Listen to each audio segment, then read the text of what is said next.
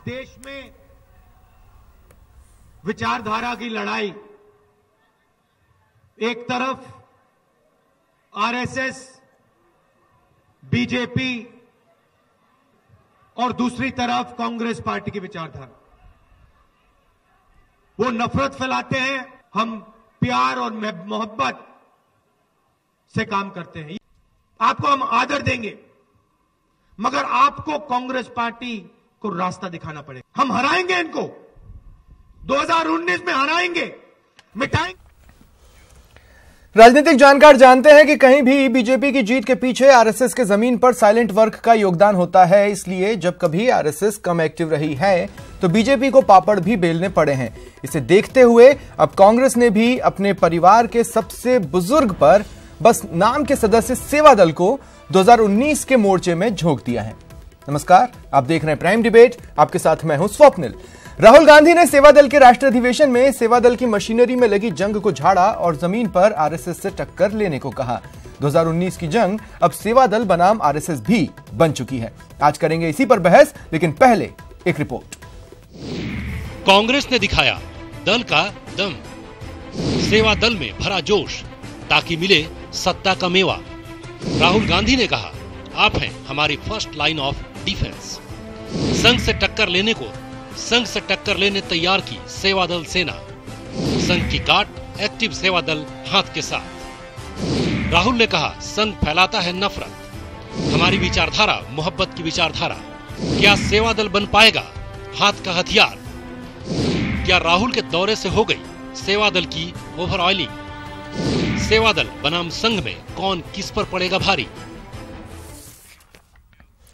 और आज के विषय पर चर्चा के लिए मेरे साथ जो गेस्ट पैनल मौजूद हैं उनसे आपका इंट्रोडक्शन करवा देता हूं। मेरे साथ मौजूद हैं खानुखान बुधवाली जी, जो कि कांग्रेस का प्रतिनिधित्व कर रहे हैं, पंकज मीणा जी बीजेपी का प्रतिनिधित्व कर रहे हैं, और श्याम सुंदर शर्मा जी वरिष्ठ पत्रकार हैं। आप तीनों का स्वागत है न्यूज 18 राजस्थान पर।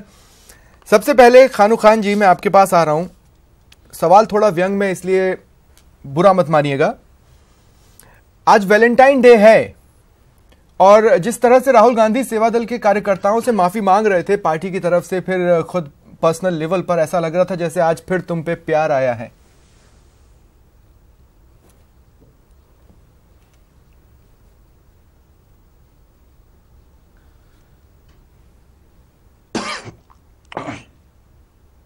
जी स्वप्निल जी खानुखान जी, आप सुन नहीं पाए शायद मुझे। सबसे पहले तो मैं ये जो सबसे बिल्कुल सुन लिया मैं आपको। सबसे पहले तो जो आज दुख घटना है, जो सेना के जवान शहीद हुए, उनको मैं बिल्कुल सांत्वना और उनके परिवार को देना चाहता हूं, और मालिक उनकी आत्मा को शांति दे, और जो आतंकवादी है उनको सजा हिंदुस्तान के तमाम आवाम को देनी चाहिए। आपने दूसरा क्वेश्चन किया कि सम्मानीय राहुल गांधी जी राष्ट्रीय अध्यक्ष हमारे हैं, और एक परिवार के साथ बैठ के अगर इस तरह की बात करते हैं तो एक अच्छी चीज है। परिवार को एकजुट करके इस राष्ट्रीय एकता और अखंडता के साथ हमारी जो आने वाली 19 की सरकार है, हम इसको किस तरह से प्राप्त करना है, किस तरह से लड़के इस पार्टी को मजबूत करके, और हमारे संगठित जो अनुशासन, जो सिपाही, जिस तरह से सेवा दल के लोग हमेशा जहां पार्टी का कार्य होता है या कोई कहीं पर भी अगर कोई कठिनाई का समय आता है या कोई अकाल का मामला हो या कहीं भी कोई समस्या होती है, तो सेवा दल का सिपाही एक अनुशासित सिपाही के रूप में हमेशा पार्टी नहीं, लेकिन आम जनहित के सर वो तो अनुशासन में रहा, इसलिए वो तो अनुशासन में रहा, लेकिन समय के आपातकाल में आप तो बहुत आगे नहीं चले गए थे। ये मैं इसलिए कह रहा हूं क्योंकि राहुल गांधी कह रहे हैं कि परिवार में उनकी जो जगह है, जो आदर उनको मिलना चाहिए, वो उनको मिल नहीं पाया। मैं पर्सनली इसलिए भी माफी मांगता हूं क्योंकि हम लोग सेवा दल का नाम नहीं लेते। तो कहीं ऐसा तो नहीं कि सियासत की दौड़ में आपने अनुशासन वाले लोगों को पीछे छोड़ दिया और आप खुद आगे बढ़ गए? देखिए, कभी स्वप्निल जी किसी आदमी को पीछे, राहुल जी ने उन कांग्रेस के सिपाहियों को बूस्टअप किया है जो अपने परिवार के लिए कि आप एक मजबूती के साथ रहें, हम आपको एक जो जगह मिलने चाहिए जो यहाँ है, आपको एक अच्छा मुकाम, अच्छे कार्यकर्ता को, जो चाहे लोकसभा की बात हो चाहे असेंबली की, जो हमारे जो यहाँ के राजस्थान के चीफ है जो भी असेंबली चुनाव जीता, इसी तरह से लोकसभा में इनकी भागीदारी रहे, कहीं अन्य जो बोर्ड निगम हो या अन्य इनकी पार्टी में जो संगठन का काम हो, इस सेवा दल बेखूबी निभाता है। पूर्व में चाहे अशोक गहलोत जी को ले लो, चाहे पायलट साहब को ले लो, चाहे अन्य जो राजस्थान सरकार के जो रघु शर्मा जी है, महेश जोशी जी है, ये राजस्थान की जो एक निकलने वाली जो खेप है वो सेवादल से जुड़े हुए वो पदाधिकारी लोग हैं जो इस कांग्रेस को आगे बढ़ाने का कार्य किया है। तो इसलिए सम्मानीय राहुल गांधी जी ने वही किया कि हम इनको आगे प्रतिनिधित्व और आगे लाना चाहिए। हाँ, काफी लेट जाकर ये ख्याल आया कि माफी भी मांगने की नौबत आई खानू खान जी, लेकिन अब चूंकि ये सेवा दल को आपने आरएसएस के अगेंस्ट में उतारा है, आज राहुल गांधी के भाषण में क्लियर था कि आरएसएस के अगेंस्ट में आप सेवा दल को उतार रहे हैं। इसीलिए मैं पंकज जी आपसे भी जानना चाहता हूं, फॉर्मेट लगभग वही है सेवा दल का जो आरएसएस का रहता है, काम भी लगभग वही है। पहले तो एंट्री भी कांग्रेस में सेवा दल से होकर ही होती थी, तो अपने मतलब ऐसा समझ लीजिए कि आईने के सामने खड़े होकर खुद से लड़ना होगा। वैरागी जी, भगवान के लिए संघ की तुलना सेवा दल से बिल्कुल मत करिए। क्यों? दोनों अपने अपने, हो सकता है सेवा दल बहुत अच्छे उद्देश्य के लिए संगठन बनाया गया हो, पर जिस प्रकार से संघ के पिछले 85 साल में काम है उनको देखते हुए कम से कम सेवा दल की तुलना संघ से मत करिए। संघ वो संगठन नहीं सर, सेवा दल के काम इतने भी ऐसे नहीं रहे कि हम उसको गुड ग्रेड्स न दें। जब आप सुनिए, मैं बिल्कुल सेवा दल के काम भी बता रहा हूं। हाँ। संघ वो संगठन है, जब 47 में कांग्रेस के लोग कुर्सी के लिए लड़ रहे थे, तब वो बंटवारे के बाद वहां से आने वाले रिफ्यूजी हिंदुओं के लिए उनकी सेवा करने में लगा हुआ था। आधी रात को जब वो ठंड में आए वहां से, तब उनके लिए कंबल उपलब्ध कराने में लगा हुआ था, उनको भोजन उपलब्ध कराने में लगा हुआ था। आप जब जीप घोटाले में व्यस्त थे, तब के संघ के लोग गोवा मुक्ति आंदोलन के अंदर गोलियां खा रहे थे। आप संघ की तुलना सेवा दल से ना करिए। सेवा दल वो संगठन है, 1984 में इनका आखिरी अधिवेशन हुआ, आज से 35 साल पहले। और मैं आपको बड़ा जोरदार चीज बताना चाहता हूं, मैंने आज 35 साल पुराने जब कई खबरें ढूंढने की कोशिश की, तो ये सेवा दल के अधिवेशन 35 साल बाद क्यों हो रहा है, इसका बड़ा जोरदार कारण मिला। पटना में इनका 1984 में अधिवेशन था। अधिवेशन के बाद में जब ये लौट रहे थे, तो पूरे रास्ते सेवा दल के कार्यकर्ता लूट खसोट करते रहे, महिलाओं के साथ बदतमीजी करते रहे। पटना रेलवे स्टेशन में पुलिस बुलानी पड़ी, स्थिति ये हो गई थी। और उसके बाद में इंदिरा गांधी जी नाराज होकर सेवा दल के अधिवेशन ही बंद कर दिए। जिस संगठन का स्थिति ये हो, और जो संगठन 35 साल बाद अपना अधिवेशन कर रहा, नहीं सर, तुलना कृपया करके संघ से ना करिए। नहीं, लेकिन सर मैं आपको एक बात बताऊं, जिस तरह से सुनिए, ठीक है, आप कह रहे हैं कि 47 में आरएसएस बिजी था। मैं आपको बता दूं उस टाइम पर सेवा दल क्या कर रहा था। उस टाइम पर सेवा दल भी एक्टिव था, ये आप भी जानते हैं पंकज जी। सिर्फ कहने के लिए आप कह रहे हैं कि सेवा दल कुछ नहीं कर रहा था, और आजादी के पहले, आजादी मिलने के पहले भी सेवा दल एक्टिव था, इसके भी सबूत हैं। और सुनिए, भूकंप के टाइम पर सेवा दल के कार्यकर्ता भी जाया करते थे। पंकज जी, आप इतना वन साइडेड क्यों बोलते हैं? पहले वहां खड़ा होता है, और सेवा दल के लोग 3 दिन बाद बोलते हैं। उत्तराखंड की जब मैं घटना का वर्णन कर रहा हूं, आपके तो मुख्यमंत्री 3 दिन बाद वहां पहुंचे थे। सेवा दल और सरकारी मशीनरी की बात की बात है। अच्छा, गुजरात के अंदर भूकंप आया तो सबसे पहले 6 घंटे के अंदर संघ पहुंच गया था। जयपुर के अंदर बम विस्फोट होता है, ठीक है, तो सबसे पहले संघ पहुंच गया था। ठीक है खानू खान जी, आप काउंटर कर लें, उसके बाद फिर मैं श्याम सुंदर शर्मा जी से सवाल पूछूंगा। क्या बोलना चाहते हैं खानू खान जी आप? देखिए, मुझे बड़ा दुख होता है कि हिंदुस्तान की राजनीति में कोई घटना, अघटित घटना होती है तो ये मीणा जी या भारतीय जनता पार्टी से ताल्लुक रखने वाले कभी तो कहते हैं भारतीय जनता पार्टी का आरएसएस से कोई ताल्लुक नहीं, वो एक सामाजिक संस्था है। और उन्होंने लिखित में हिंदुस्तान की आजादी के बाद सरदार पटेल को दिया था कि हम राजनीति नहीं करेंगे, हम एक सामाजिक सरोकार है। ये जिस तरह से बढ़ा चढ़ा के बात करें, हिंदुस्तान में कहीं भी अगर मुसलमान या हिंदू के खिलाफ लड़ाई लड़ने का काम करती है तो बजरंग दल और आरएसएस के द्वारा किया जाता है। ये क्यों भूल जाते हैं इस चीज को? कभी भी सेवा दल बनाम कभी भी, ठीक है, सुखा संगठन की बात, ठीक है। अब मैं श्याम सुंदर शर्मा जी से सवाल पूछना चाहता हूं खानू खान जी, लेकिन उससे पहले पंकज मीणा जी, मैं एक बात आपको याद दिलाना चाहता हूं कि उत्तराखंड की जिस त्रासदी की आप बात कर रहे हैं और जिस मुख्यमंत्री के 3 दिन लेट होने की बात कर रहे हैं, वो आपकी पार्टी में और लोकसभा में टिकट चाहते हैं। ये पता है ना पंकज मीणा जी आपको? अपने भाई की गोली से मारा, ये पता है कि नहीं पता है पंकज जी आपको? जांच होनी चाहिए थी। ठीक है ना खानू खान जी, 2 मिनट। पंकज जी, ये आरएसएस का मामला है। स्वप्निल जी, आप उत्तराखंड की जिस घटना की बात कर रहे हैं और जिस सीएम की बात कर रहे हैं जो 3 दिन बाद पहुंचे थे, वो अब आपकी पार्टी में, आपको पता है ना सर? विस्फोट था सबसे पहले पहुंचने वाला, मैं और कांग्रेस के सेवा दल के लोग थे, आरएसएस के लोग तो दूसरे दिन। ठीक है ना खानू खान जी, मैंने पंकज जी से पूछा। पंकज जी, याद है आपको सुबह मैंने भाषण सुना? नहीं पंकज जी, बिल्कुल स्वप्निल जी, उत्तराखंड की त्रासदी पर आपने कहा सीएम 3 दिन बाद पहुंचे, आज वो आपकी पार्टी में है कि नहीं है? जिस सामाजिक, आज वो आपकी पार्टी में है कि नहीं है? लोकसभा की टिकट के दौर में है कि नहीं है? स्वप्निल जी, लोकसभा का टिकट मांगने का अधिकार सबको है। पर वो आपकी पार्टी में है, जिनको आप कोस रहे हैं वो आपकी पार्टी में है। मैं सिर्फ ये याद दिला रहा था पंकज जी आपको, ठीक है, मैं सिर्फ उतना ही याद दिला रहा था। श्याम सुंदर शर्मा जी, मैं आपके पास आ रहा हूं। मैं एक बेहद खास बात यहां पर कहना चाहता हूं। पहले तो ये कि जिस तरीके से राहुल गांधी ने कोशिश की सेवादल को एक्साइट करने की, सेवादल में हवा भरने की, सेवादल के लोगों से उन्होंने आह्वान किया, वो कहीं ना, देखिए हाल के विधानसभा चुनाव में लगभग 25 सीटें शायद सेवादल के ऊपर छोड़ी गई थी और उनमें से 8 सीटों पर ही कांग्रेस जीत दर्ज कर पाई। कहने का मतलब यह है कि एटलीस्ट सेवादल को मैदान पर सक्रिय कर जितना एक्सट्रैक्ट किया जा सकता है वो तो करें। यह रणनीति शायद कांग्रेस की हो सकती है। श्याम सुंदर जी।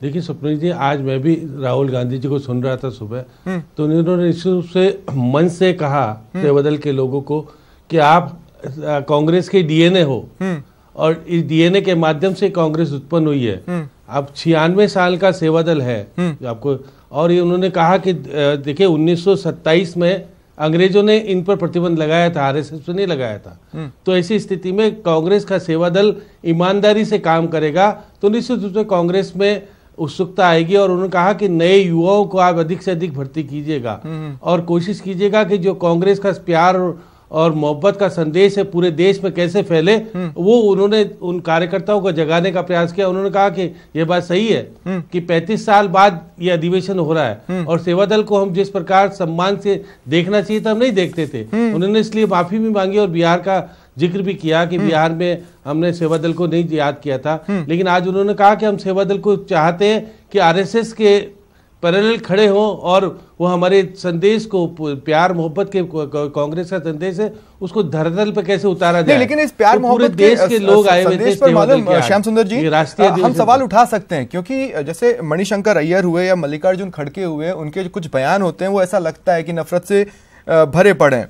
लेकिन इसके बावजूद भी मैं एक बात कहना चाहता हूं कि राहुल गांधी की तैयारी में आंशिक कमी जरूर थी। पंकज जी, मैं आऊंगा आपके पास, थोड़ा सा सब्र कीजिए। मैं कह रहा हूं श्याम सुंदर जी, उनकी तैयारी में थोड़ी कमी थी, ऐसा मुझे लगा, क्योंकि जब उन्होंने कहा कि उन्होंने मंच पर लोगों से पूछा कि सेवादल को बैन कब किया गया, फिर उन्होंने कहा 1927, जबकि हकीकत है कि 1932 में बैन हुई थी। मुझे लगा तैयारी की थोड़ी कमी थी, एक्साइटमेंट फ्लेवर ज्यादा था। हाँ, क्योंकि उन्होंने खुद ने जैसा कहा 1932 की बात आपकी सही है कि ये बात सही है कि राहुल गांधी जिस तैयारी के साथ और जो प्रधानमंत्री जी ये शब्दों का उपयोग करते करते फिर वो संभले एकदम से। हाँ। उन्होंने जो जिस तरह के व्यवहार कर रहे थे उन्होंने सुधार किया कि नहीं ऐसा नहीं होना चाहिए। उन्होंने देखिएगा कि जिस तरह का बोल रहे थे वो आपे से बाहर होने की स्थिति में आए, फिर कंट्रोल में हुए अपने आप में। तो कार्यकर्ताओं को ये जगाने का प्रयास तो करके गए वो आज, वो कह के गए कि कांग्रेस का डीएनए तैयार कीजिएगा, नए युवाओं को भर्ती कीजिएगा। और कांग्रेस चाहती है कि सेवादल 2019 का जब लोकसभा का चुनाव हो तो फ्रंट पे रहे, आगे सेवादल रहे, बाद में पीछे कांग्रेस के लोग, क्योंकि कांग्रेस जिस प्रकार से मेहनत करती थी पहले सेवादल के माध्यम से। ठीक है श्याम सुंदर जी। खानू खान जी, मुझे एक बात बताइए, ठीक है स्लिप ऑफ टंग या स्लिप ऑफ माइंड भी हो सकता है, लेकिन राहुल गांधी ने जब मंच पर पलटकर पूछा सेवादल पर बैन किस साल में लगा था, सबने 1927 बोला, उन्होंने भी 1927 बोल दिया, लगा 1932 में था। मैं मान सकता हूं कि एक स्लिप ऑफ माइंड रहा होगा, लेकिन क्या वो स्लिप ऑफ माइंड था जब अगस्त 2018 में सेवादल के एक प्रेस नोट में राष्ट्रीय स्वयंसेवक संघ और कांग्रेस सेवादल को दोनों को कंपेयर किया गया और बोला गया कि फौजी अनुशासन और जज्बे के लिए आरएसएस को जाना जाता है। ये तो आपने तारीफ की, लेकिन फिर जब मीडिया इस प्रेस नोट पर सवाल पूछने लगी तो आप असहिष्णु हो गए और आपने कहा कि नहीं वो तो प्रिंटिंग मिस्टेक था, आरएसएस से तो हमारी तुलना हो ही नहीं सकती, आरएसएस ऐसी है, आरएसएस वैसी है। तो वो कहां की मोहब्बत थी? मान लेते ठीक है हमने एक लिखा है।